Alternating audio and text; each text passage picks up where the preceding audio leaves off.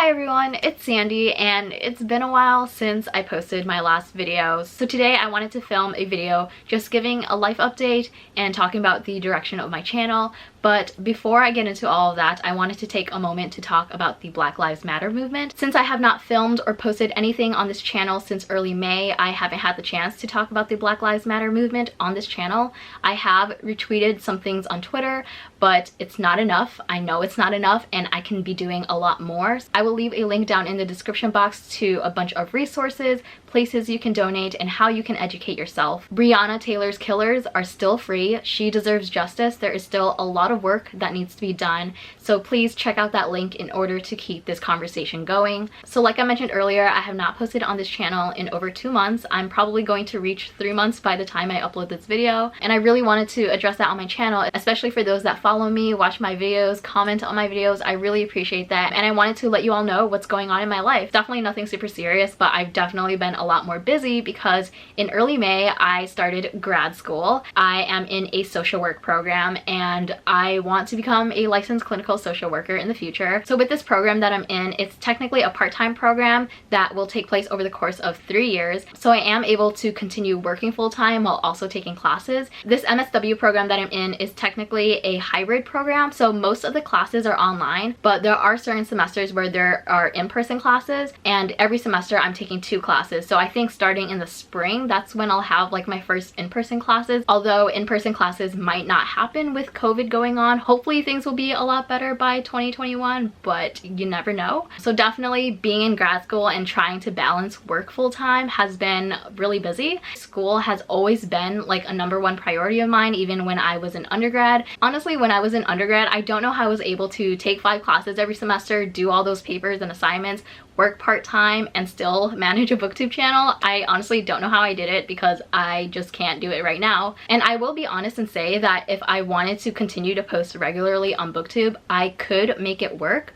But I really just wanted to focus more on myself and my grad school program and the people in my life. Booktube has always been a hobby of mine. I've been doing booktube for over 6 years now, and as much as I loved my time on booktube and I really enjoy filming videos and talking about books and interacting with all of you, I just don't really feel as passionate about making videos as I used to. And I don't want to say that I'm quitting booktube because I don't see myself completely quitting booktube. This community has such a special place in my heart. I have met so many amazing people and have had so many amazing opportunities. One of the closest people in my life today is Trin from the channel Transformers. She's my parabatai, and she is someone that I met on booktube, and I've known her for a few years now, and I love her, and I wouldn't have met her if it weren't for booktube. So I definitely don't really see myself like fully, completely quitting booktube. I will definitely still be part of this community even if I'm not consistently posting. I don't know why I feel like I'm gonna cry because this isn't like a goodbye or anything. It's just giving an update on my life and my channel. I will say that I have really enjoyed my time away from booktube. Not necessarily because I didn't want to be part of the community and I didn't want to engage in it, but it was just really nice to be able to focus my whole heart and attention on other things in my life. Booktube has always been a hobby of mine, and I don't want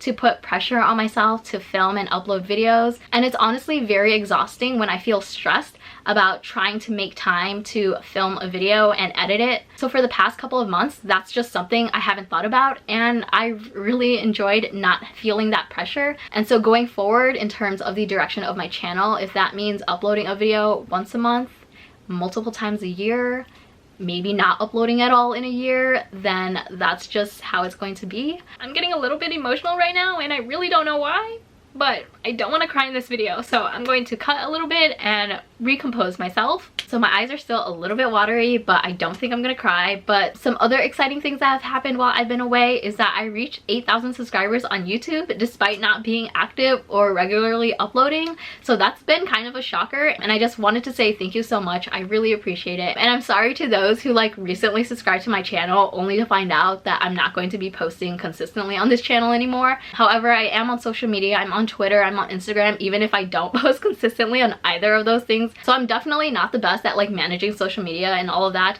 But if you ever want to reach out to me, I am always available on those platforms, and I still use Goodreads. I haven't written any reviews at all, but I still post what I'm currently reading, what books that I've finished, and I also do rate the books that I've read on Goodreads. Also, in the past 3 months, I've only read 10 books. So contrary to my Booktube channel name, I have definitely not been reading a lot, and I'm completely okay with that. So another thing that happened recently is that I turned 23. My birthday was on July 25th, so it was kind of recent, a couple weeks ago. And obviously with COVID, didn't do anything super wild, although that's not really my jam anyways. But I did have a really nice birthday celebrating with the people close to me. I also do want to talk about some of the books that I read in the past 3 months. I won't go into depth about every single one of these books, otherwise this video will be a lot longer, but I will mention everything that I've read. In May, I read 4 books, and the first one that I read was Internment by Samira Ahmed. I rated this a 3 out of 5 stars. Then I actually buddy read Children of Blood and Bone by Tomi Adeyemi with my parabatai Trin, and this is actually a reread, and it was honestly so much fun rereading this book with my parabatai. But also, in case you didn't know, the author has compared this book as like Black Panther meets Avatar The Last Airbender, and Trin actually introduced Avatar The Last Airbender to me. She bought me the whole DVD box set for Christmas, and I didn't start watching it until March. So rereading this book, it was really cool to kind of pick up on the parallels to Avatar The Last Airbender. I did really enjoy this book, but I think I enjoyed it less the second time around because I just got irritated by certain characters Anon that was doing things that was really frustrating me. But overall, I really enjoyed this book, and after I finished this, I actually picked up the sequel, which was Children of Virtue and Vengeance, and unfortunately I didn't enjoy this book as much because there were certain characters that were doing things that was really frustrating, and there was just a plotline that I didn't really enjoy in the story. I won't talk too much about this because this is a sequel and I don't want to give away spoilers, but I definitely will pick up the third book because I want to know what happens next. I rate this a 3 out of 5 stars. The last book that I finished in May was Little Fires Everywhere by Celeste, and I also watched the Hulu mini-series adaptation, which I did really enjoy as well. I ended up giving this one a 3.5 out of 5 stars. In June, I read 3 books, and the first one that I read is All Boys Aren't Blue by George M. Johnson, and this is actually a memoir. It follows the author's experiences growing up Black and queer and how those identities intersect. I really enjoyed reading about the different topics that the author covers, from gender identity to toxic masculinity, sexuality, as well as family. I especially really enjoyed reading the author's relationships with his grandma and his parents. We need more stories like this to be published, and I would definitely recommend that you check it out if you haven't had the chance. The next book that I finished in June is actually an audiobook, and that is You Should See Me in a Crown by Leah Johnson, and I really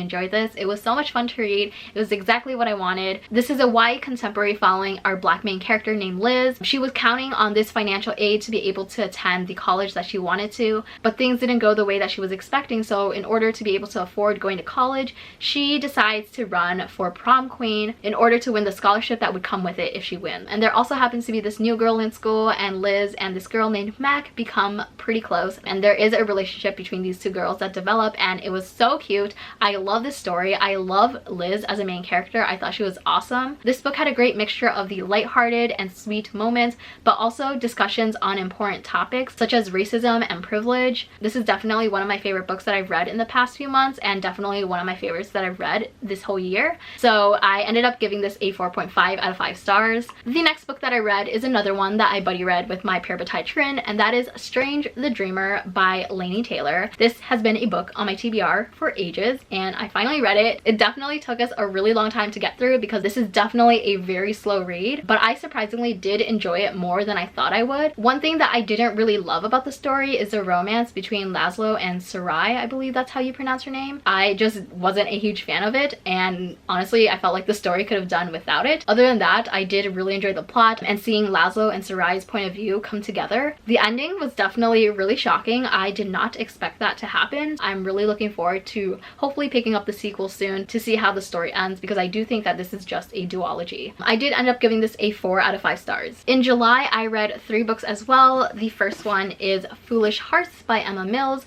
This is also a book that I've had on my TBR for a really long time, and I just finally picked it up because I've just been in the mood for contemporary, and especially after reading Strange the Dreamer, I just needed something a little bit more lighthearted, and this definitely delivered. I really enjoyed the story, and I really love the friendships in here, and the romance was also super cute as well. The love interest is like the the definition of a soft boy, and it was just super cute seeing that relationship develop. This story also involves a class production of A Midsummer Night's Dream, so that's not something that I've read before and I'm not super familiar with, so if that's something that you like, then you might really enjoy this one. But that part of the story is definitely something that I really didn't care about too much, so I wasn't as interested when these characters were talking about this class production. But overall, it was a cute and heartwarming story, and I did give it a 4 out of 5 stars. The second book that I finished in July is Becoming by Michelle Obama. I listened to the audiobook, which is narrated by Michelle Obama herself. This is a memoir, and I've been wanting to pick it up for so long, and my hold on the audiobook finally came through, so obviously I had to pick it up. I really enjoyed it, and I really enjoyed